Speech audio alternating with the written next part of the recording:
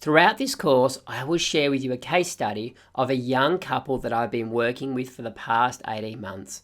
While I have changed their names for privacy reasons, everything else about Deane and Emma's story is real. I'm going to weave their story throughout this course to help illustrate how the process I'm going to teach you can be practically applied in real-life circumstances. So let's meet Deane and Emma. Deane is 27. He is a civil engineer working for local government. He earns $52,000 a year, loves his job, but of course would like to get paid more. Emma is a teacher at a local college and earns $67,000 per year. They've been married for 18 months now and bought their home together 2 years ago. They're very active people and love getting outdoors to the coast during the summer and to the snow during the winter. They also love travelling, but haven't really been able to do much of that since their honeymoon. They are thinking that they would like to start a family in 2 to 3 years' time, but really want to get their finances sorted first.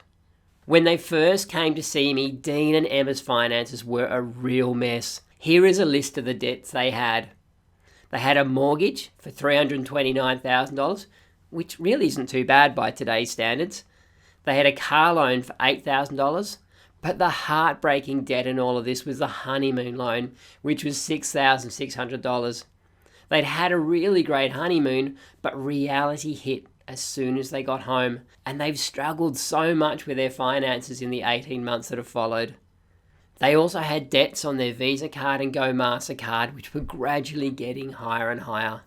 They had been living from paycheck to paycheck, constantly juggling the bills and paying whatever seemed most urgent first.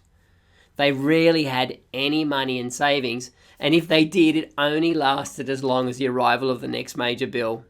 While their credit card debts weren't huge, they were progressively getting bigger and bigger. And the worst part of it all was that they were frequently fighting over money issues. It wasn't a pretty picture, but fortunately, they were aware enough of what was going on to come and seek some help.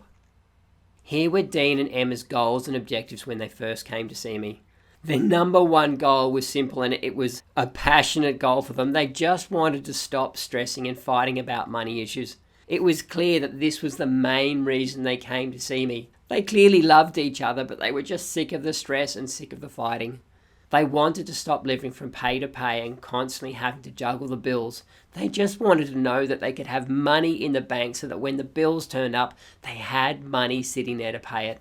They also wanted to get rid of the honeymoon loan and the credit card debts. And while it seemed like such an impossible dream, they also wanted to go on a skiing holiday in Japan. Emma joked, well, I think she was joking, that they weren't going to start a family until she had had her skiing holiday in Japan. And last of all, they wanted to start a family by the time Deane was 30. But they wanted to have $20,000 to $30,000 in savings beforehand to help provide them with a buffer during those maternity leave years. Finally, I want to share with you why I chose Deane and Emma's story for this case study. It would be very easy for me to pick the best story out there just to show how good this course was. But what I want to tell you is, the first reason I chose this story was because, well, firstly, Deane and Emma's financial situation was very typical of what I'm seeing in the broader community. 1 in 3 young Australians are living paycheck to paycheck and struggling with credit card debt. So their situation is very typical of what's going on for people. The second reason I chose Deane and Emma for this story was because they diligently followed the process I'm about to share with you, and are therefore a great example of what can be achieved when you commit to the process. And as a consequence of following the process, they have achieved awesome results over the past 18 months.